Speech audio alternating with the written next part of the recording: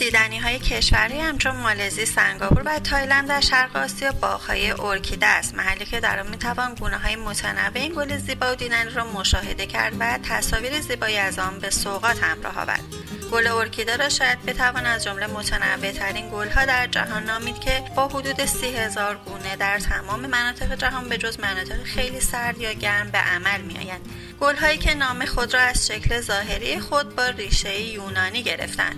این گل با دوام نمادی از تجمل، زیبایی و عشق است. یونانی‌ها آن را به سبب شکل ظاهریش نمادی از زایندگی می‌نامند و در فرهنگ کهن چین از آن به عنوان نمادی از کمال انسان یاد می‌شده. در ژاپن ارکیده نمادی از ثروت است و در دوره ویکتوریایی این گل نادر نمادی برای نشان دادن عشقی عمیق بوده است.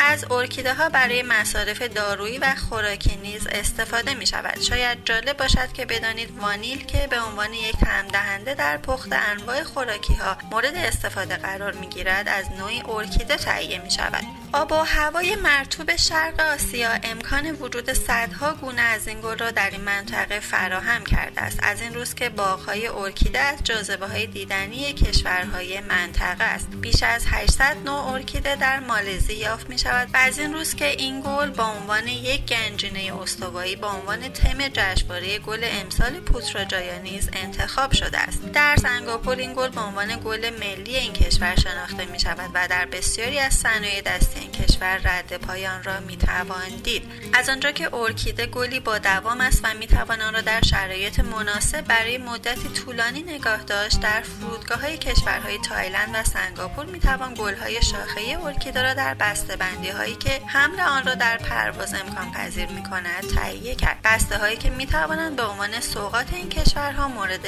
استفاده قرار گیرند. گلدان‌های ارکیده که یکی از زیباترین ها برای تزیین فضاهای داخلی هستند، به طور معمول تا بیش از 2 ماه پس از گل دادن دوام دارند و پس از آن خود را برای گلی جدید آماده می‌کنند. از این رو در شرایط مناسب می‌توان آنها را برای سالها نگاه داشت.